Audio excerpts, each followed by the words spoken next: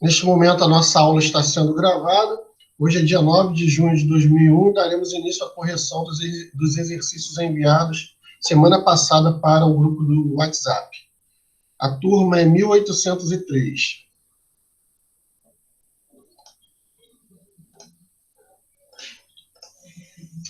Bom, a primeira atividade é esta de interpretação com o texto cujo título é A Corretora do Mar.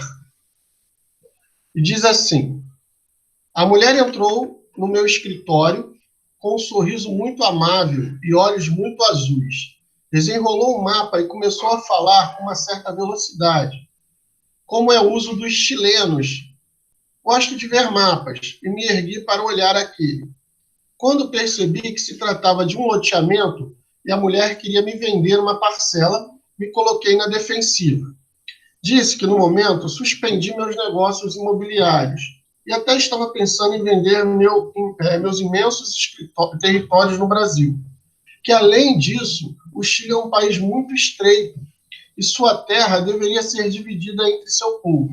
Até ficaria mal a um estrangeiro querer especular com um trecho da faixa angosta, que é como os chilenos chamam sua tira estreita de terra, que, por sinal, costumam dizer que é larguíssima, para assombro do brasileiro recém-chegado, que não sabe que isso em castelhano quer dizer compridíssima. Os olhos azuis fixaram-se nos meus. A mão extraiu de uma pasta a fotografia de um terreno plantado de pinheirinhos de 2 a 3 anos. Não se tratava de especulação imobiliária. Dentro de poucos anos, eu seria um madeireiro, poderia cortar meus pinheiros. Ponderei que tenho uma pena imensa de cortar árvores. Bom, o texto inicia falando a respeito de uma mulher que está tentando vender um terreno. Entrou no escritório aqui do protagonista, do personagem principal, e tentou vender o terreno para ele. A princípio, o texto nos fala que essa mulher tinha um sotaque, né, dos chilenos, então provavelmente ela era chilena. Inclusive, ele diz que não queria comprar as terras do Chile, né, que são terras estreitas e deveria pertencer ao povo chileno. Eu coloquei esse mapa aqui ao lado só para a gente perceber a diferença entre o Chile e o Brasil, né? Aqui nessa faixa de terra está o Brasil, né? Aqui em verde, que eu estou marcando em verde, está o Brasil, né? Tudo isso aqui é o Brasil, uma faixa de terra bem larga, né? A gente pode perceber aqui que é o maior país aqui da América do Sul. Enquanto o Chile é essa parte vermelha aqui, ó. Olha como é estreitinho, comprido, né? Ele é comprido. Então acaba sendo um país pequeno, né, em dimensões, devido a ser muito estreito e ao mesmo tempo comprido. E aí ele diz que a mulher insistiu para vender ali o terreno para ele, mostrou a fotografia do terreno, e ele viu que havia vários pinheiros plantados no terreno, e ele até começou a se interessar pelo terreno. Mas depois disse que não ficaria bem, porque ele não gosta de cortar árvores, né? Não adiantava nada comprar um terreno com tantos pinheiros se ele não ia cortar árvore. Na realidade, já estava evitando comprar o terreno daquela mulher. Aí, essa é só uma parte do texto, depois nós vamos ler a continuação na outra página. Aqui já tem algumas questões sobre o texto. Diz assim a número 1. No início da crônica, o narrador caracteriza a personagem corretora do mar. Destaque do texto em que momento isso surge na crônica. Quer dizer, que é a descrição dessa mulher corretora, né? Corretora é a mulher que vende terreno, né? É o feminino de corretor. Corretor de imóveis é aquele que vende terrenos, casas, etc. Opa, entrou mais alguém aí, só um momentinho. Deixa eu permitir a entrada.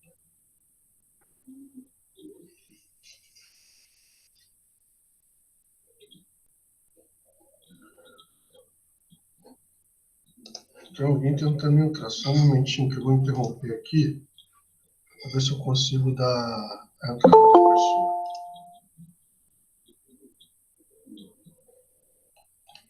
A pessoa tentou, mas acho que caiu. Isabelle estava tentando entrar. Aí. Boa tarde, Isabelle. Nós estamos fazendo a correção aqui dos exercícios. Você está com o microfone fechado, tá? Se você quiser falar alguma coisa, é só abrir o microfone, é só você clicar aí no desenho do microfone, tá? Se quiser abrir a câmera também, para falar alguma coisa. Ou se quiser, você pode falar pelo chat também, tá? Eu vou dar boa tarde aqui, ó, você vai ver onde está o chat. Aí você pode conversar por aí também. Ó. Dei boa tarde aí. Clicando aí, você consegue falar, tá? Nós estamos corrigindo os exercícios, tá? Da página 10, 11, 12, 13 e 14. São vários exercícios da apostila 2. Quem estiver com a apostila 2, pode abrir aí. Deixa eu só verificar aqui em qual página nós estamos. Só um momentinho.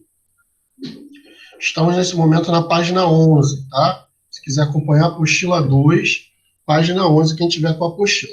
Quem não tiver com a apostila, só acompanha a aula, tá bom?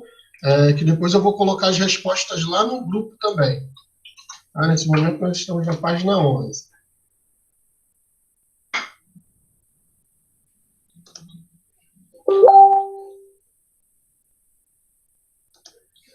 Muito bem. Eu vou, então, voltar a espelhar para vocês aí a página em que eu estava. Vamos lá. Então, continuando, ele pede para descrever essa vendedora que entrou ali. Como nós vimos aqui no início, era uma mulher de sorriso muito amável e olhos azuis. Então, a resposta seria essa aqui no número 1.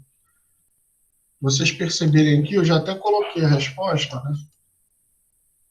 Estão vendo aqui? A mulher entrou no meu escritório com um sorriso muito amável e olhos muito azuis. Então, essa é a resposta. Deixa eu só anotar o nome da Isabelle aqui, que ela está presente também. Número 2. No segundo e no terceiro parágrafos, a complicação da crônica se inicia. Que acontecimento desse trecho podemos destacar? O que é complicação? Aqui existe uma revisão dessa atividade, vamos dizer assim, dessa matéria, desse conteúdo, que vocês viram no ano passado. Tá? Toda a narração ela tem uma introdução, que é o início, onde a gente apresenta os fatos, o tempo em que aquela história aconteceu e o lugar. Por exemplo, a história se passa na Argentina e ocorreu há 10 anos atrás. Então, quer dizer, eu coloco o tempo, o lugar, depois eu vou dizer o que vai acontecer e apresento os personagens. Toda narrativa, uma boa narrativa, ela deve ter alguma complicação. O que é a complicação? É alguma situação que ocorre ali que vai me prender à narrativa. É aquilo que chama a atenção do leitor. Pode ser um mistério a ser solucionado, pode ser um obstáculo que se coloca à frente do protagonista, mas alguma coisa vai acontecer, alguma complicação na vida do protagonista, para que eu possa ficar preso a essa narrativa, né? Para que eu entenda que haverá um desfecho de tudo aquilo. Então, essa complicação é que chama a minha atenção. Qual é a grande complicação? É isso que eles estão perguntando. Na crônica, qual é a grande complicação? É quando a mulher apresenta o terreno, chega para vender ali com uma oferta, e a gente fica na dúvida, né? Se ele vai comprar ou não vai comprar esse terreno, se ela vai conseguir convencê-lo. Então a resposta está aqui, ó. O homem percebe que se trata de uma venda e começa a ouvir a oferta da corretora. A partir daí, fica a expectativa, se ele vai comprar ou não.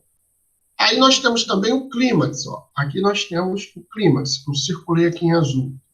O clímax é o momento de maior tensão, no qual o conflito atinge o seu ápice. Quer dizer, é o momento da história que você sabe que tudo está para ser solucionado, que vamos ter uma resposta. Ele vai comprar esse terreno ou ele não vai comprar esse terreno? O clímax é esse momento de maior tensão, o momento que ela está tentando convencê-lo e você está aguardando a resposta. Quando ele dá a resposta e tudo finaliza ali, a narrativa é finalizada, nós temos então aqui, ó, o desfecho. No desfecho, o final, existe a solução do conflito, que pode ser surpreendente, trágica, cômica, tá? Então, por exemplo, uma uma história de suspense, o desfecho é saber o que realmente aconteceu. Se alguém foi assassinado no decorrer da história, no final da história tem que saber quem foi que matou, quem era o assassino. Há uma investigação policial. E o momento em que o policial começa a apresentar as provas é o clímax, é o momento de maior tensão. E quando ele diz quem matou realmente, ele chega a uma conclusão, né, ele chega ao verdadeiro assassino, ao mandante, né, o assassinato, nós temos o desfecho. Toda a história passa por essas fases, uma introdução, uma complicação, um clímax e o desfecho. Tá bom? Eu vou interromper essa página, depois eu vou colocar essa página aí lá no WhatsApp para vocês copiarem com mais calma. Pode copiar no caderno ou na própria apostila, se vocês já estiverem com a apostila. Tá bom? Ah, tá. O Michel da Silva. Eu pensei que o nome era Isabelle, porque entrou com o e-mail Isabelle. Deve ser o e-mail da mãe, né? Então, né? Então, ok. Ok, Michel. Eu vou colocar presença. É bom falar o nome, colocar aqui no chat para a gente saber que às vezes está usando o e-mail de outra pessoa, né? É o que está acontecendo aí. Tem gente que usa o próprio e-mail, tem outros que usam o e-mail de outra pessoa. Então, eu vou colocar presença para você depois, Michel. Foi bom você ter falado. Então, vamos lá. Prosseguindo aí, eu vou colocar, vou parar a apresentação e vou colocar a próxima página. Agora nós vamos para a página 12, tá?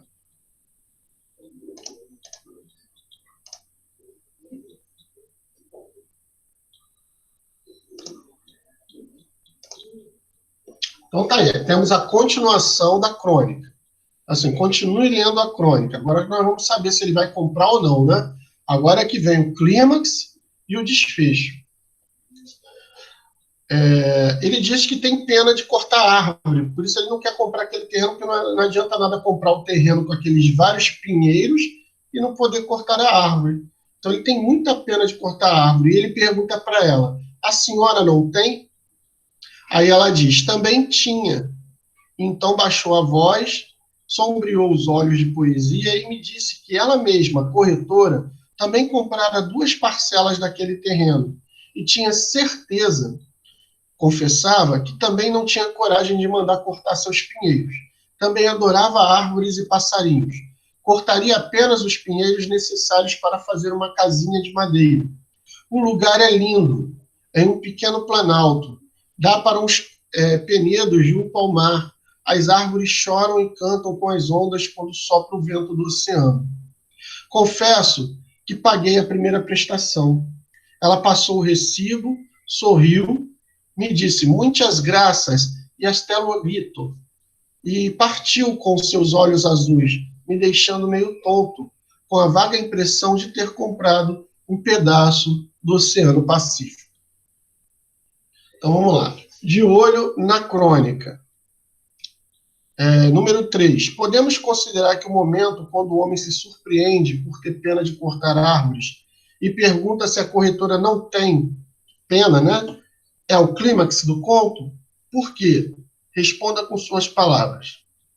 Então, coloquei ali, ó, sim, pois é o momento em que a narrativa atinge um momento de maior tensão. E quando ela diz assim, eu também tenho pena, eu não cortaria, você fica assim, e agora que ela vai convencer ele? Ela começa a falar bem do terreno, falar que o terreno tem muitas belezas e que ela só cortaria os pinheiros para fazer uma casinha de madeira naquele local que é tão, vamos dizer assim, calmo, aconchegante, poético. E ela consegue convencê-lo, né, dessa maneira.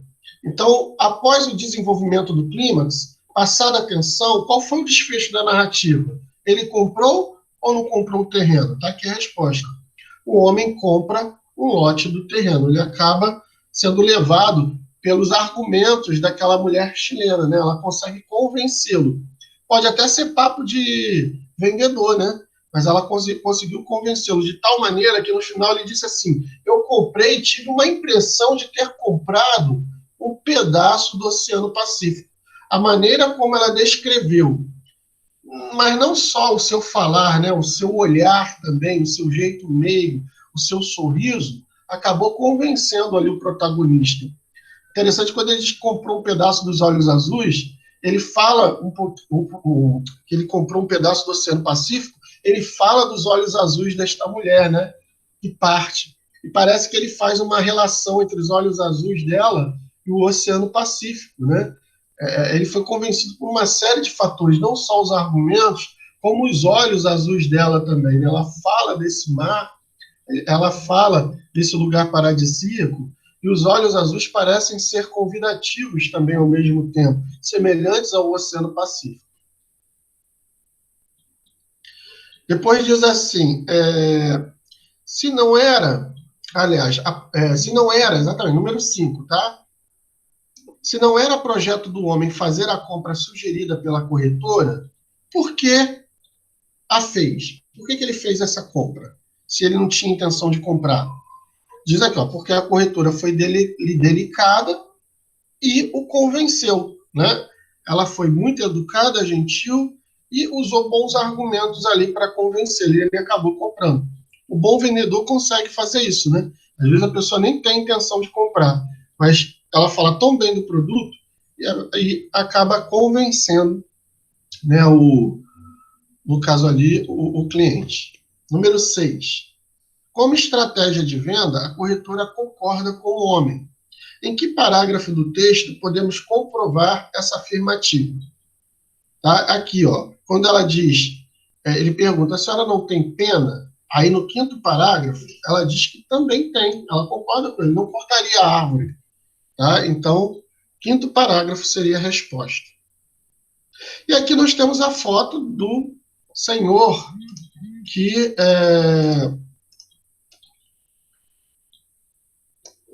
escreveu essa crônica, do cronista Rubens Alves, Rubem Braga, aliás, tá? Rubem Alves é outro escritor, esse é o que?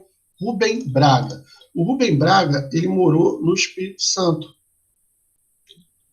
E é um cronista famoso. Ó. Diz aqui, o jornalista e célebre cronista Rubem Braga, nasceu em 1813 e morreu em 1990, nasceu no Espírito Santo e é considerado um dos maiores escritores do país. Em 1929, Braga escreveu suas primeiras crônicas para o jornal Correio do Sul.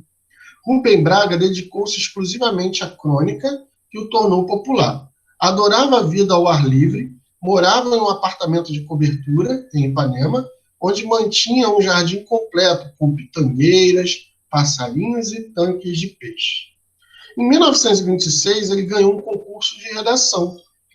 Ora, se ele nasceu em 1913 e ganhou um concurso em 1926, aqui pergunta, qual era a idade de Rubem Alves na época em que venceu o concurso de redação? É só a gente fazer a conta, né? Pegar 1926 e tirar 1913. Nós vamos saber qual era a idade dele. Aqui está a resposta. Ó. Ele tinha 13 anos quando venceu o concurso de redação. Apenas 13 anos. Então, ele já era um bom escritor desde a adolescência. Tudo bem? Vamos continuar, então. Vou interromper aqui esse compartilhamento e vou colocar a outra página agora. Agora a gente vai para a página 13, tá bom? Quem tiver com a apostila aí, acompanha na página 13. Nós temos a próxima história, a próxima narrativa aqui, que se chama As Estrelas do Céu. Vou fazer a leitura da mesma forma como fiz anteriormente e a gente faz a correção. Diz assim, era uma vez uma garotinha que desejava nada mais do que tocar as estrelas do céu. Nas noites claras, sem luar, ela se debruçava na janela do quarto e ficava olhando para as milhares de luzinhas espalhadas pelo céu, imaginando como seria se pudesse ter nas mãos uma delas. Numa noite morna de verão, quando a Via Láctea brilhava mais do que nunca, achou que já não aguentava mais esperar. Tinha de tocar numa ou em duas estrelas, fosse como fosse. Pulou da janela e partiu sozinha para ver se conseguiria satisfazer seu intento. Ela andou muito e chegou a um moinho de vento. Boa noite, disse ela para Amor. Então, ela queria, de alguma forma, pegar as estrelas do céu. E ela foi atrás disso. Chegou no local, encontrou um moinho de vento e perguntou para ele. Eu gostaria de brincar com as estrelas do céu. Você viu alguma por aqui? E aí o moinho de vento responde para ela: ora, vi sim, resmungou a Mó. Mó seria o moinho de vento. Toda noite elas brilham no meu rosto. A luz vem desta lagoa e não me deixa dormir. Pode mergulhar, minha jovem, que você vai encontrá-las. A menina mergulhou na lagoa e ficou nadando até cansar, mas não conseguiu encontrar estrelas. Claro, gente, porque na realidade o que ele via era apenas o reflexo das estrelas na lagoa. Então ele disse para a menina que estava cheio de estrelas na lagoa, que era só ela mergulhar que ela conseguiria. E ela não achou nada. Ela então se dirigiu à velha Mó e falou, né? Desculpe, mas eu não acho que esta lagoa tem estrelas. A menina saiu da lagoa, procurou se secar o melhor que pôde e partiu de novo pelos campos afora. Boa noite, Riachinho. Agora ela encontrou um riacho e começou a conversar com o riacho. Disse ela educadamente: estou tentando alcançar as estrelas do céu, para poder brincar com elas. Você viu alguma por aqui? Ora, vi sim, sussurrou o riacho. Entre na água, minha jovem, que você vai encontrá-las. A menina entrou, ficou andando pelo riacho, mas não conseguiu encontrar estrela alguma. Dirigiu-se então ao riacho com a máxima delicadeza. Desculpe, mas aqui não parece haver estrelas. Você está dizendo que aqui não tem estrelas? Replicou o riacho. Pois há muitas estrelas por aqui, sim. Eu sempre vejo. Tem noite que cobrem toda a minha superfície, daqui até a velha lagoa do moinho. São tantas que nem sei o que fazer com elas. E o riacho continuou se lamentando, acabando por esquecer-se da garotinha, que aproveitou e saiu de fininho, tomando os campos outra vez. Então, ela acabou não achando estrela nem na lagoa, nem no riacho, porque eram apenas reflexos das estrelas. E aí vem as perguntas. Qual o personagem principal da história que você está lendo? O que ela fazia todas as noites? Eu coloquei aqui, o personagem principal é uma menina. O que ela fazia? Ela se debruçava na janela do quarto e ficava olhando as milhares de luzias no céu. No trecho, pulou da janela e partiu sozinha para ver se conseguiria satisfazer seu intento. Que relação de sentido o elemento de coesão E indica? O que essa palavrinha E indica? Ela está mostrando o que aqui? Ela traz a ideia de adição. Por que adição? Porque ela liga uma ideia à outra. Ela pulou da janela e depois partiu sozinha. Ela não só pulou da janela, ela também partiu sozinha. Então, eu estou somando uma ideia a outra. Se eu dissesse assim, vocês entraram na sala virtual, leram o texto e responderam o questionário. Então, leram o texto e responderam o questionário. Esse E está ligando, está adicionando mais uma ação à outra que eu já havia citado. Então, o E tem essa função de adicionar ideias. Então, coloquei aqui a resposta. Ó. Adição de ideias. Número 3. O que ela imaginava quando olhava para o céu? Imaginava como seria ter nas mãos uma das estrelas do céu. Tá? É o que o texto diz. Ela olhava para o céu e ficava imaginando. E ela foi em busca disso. Deixa eu interromper aqui e colocar a última página agora para vocês.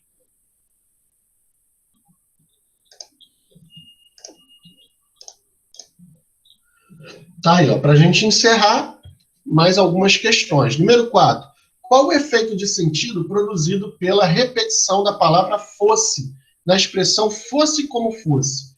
Quando diz assim, que ela ia em busca de uma estrela para alcançar alguma fosse como fosse, isso quer dizer que ela faria o quê? Faria qualquer coisa, né? Que ela ia em busca disso e faria qualquer coisa para alcançar isso. Então, eu botei essa a resposta, marcar a força da intenção. Ela ia fazer de tudo para conseguir aquilo. Isto é, teria que fazer aquilo de qualquer jeito. Então, quando alguém diz assim, fosse como fosse, é que ele faria aquilo de qualquer jeito. Tá bom? Número 5. Qual o efeito de sentido produzido pela repetição da palavra andou e andou? Né? Na expressão ela andou muito e chegou ao moinho. Significa que ela andou muito, né? Por muito tempo. Então, coloquei a resposta. Ó, enfatiza que a menina andou muito e por longo tempo, né? Um longo período. Número 6.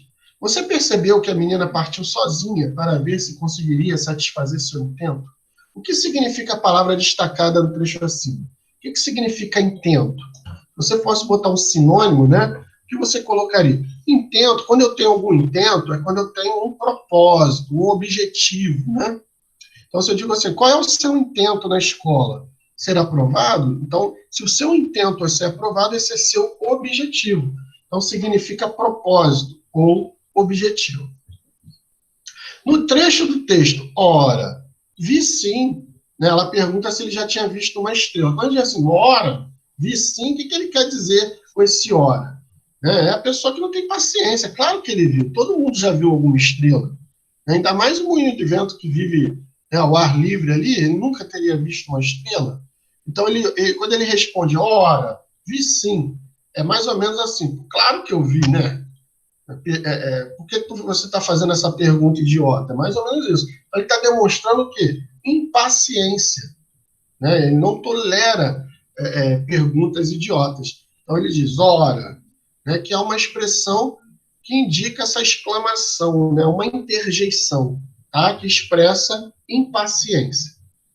No trecho, toda noite elas brilham no meu rosto, a quem se refere o termo destacado? Elas quem, né? Quando ele diz elas brilham, está falando de quem? Aí eu vou ter a resposta ali, ó, as estrelas. E número 9, transcreva do texto o que fez a menina ao sair da lagoa. Quando ela viu que não havia estrela nenhuma ali na lagoa, que ela se molhou à toa, então o que ela fez? Ela se secou e disse que não havia as estrelas ali, partiu novamente em busca dessas estrelas. E para encerrar, número 10, a menina não havia encontrado as estrelas na lagoa. Ela as encontrou no riachinho? O que fez a menina então? Não encontrou, né, gente? Não encontrou nem num lugar nem no outro, porque em ambos era apenas o quê? Reflexo. Então ela saiu de fininho e foi em direção aos campos. Se ela encontrou depois alguma coisa, a gente não sabe, porque a história para aqui nesse momento. Se há alguma continuação, também não sei, porque eu não li a página seguinte. Eu vou colocar depois a outra página lá para vocês realizarem essas atividades, ok? Deixa eu interromper aqui. Bom, pessoal, por hoje é só, tá? Eu só queria fazer essa correção por enquanto e vou colocar essa correção lá no grupo, tá bom? Depois, quem quiser anotar no caderno, é bom, manda a fotografia para mim, se vocês ainda não mandaram a resposta, porque isso vale ponto, né, no final do bimestre. Todas as atividades que vocês fazem, vocês devem enviar foto para os professores, tá bom? Então, ainda hoje eu coloco o vídeo com as explicações e coloco também essas páginas com as respostas, tá bom? Ficou alguma dúvida? Não? Tranquilo? Então, por hoje é só, tá? Tchau, tchau, boa tarde e até o próximo encontro, até a nossa próxima aula.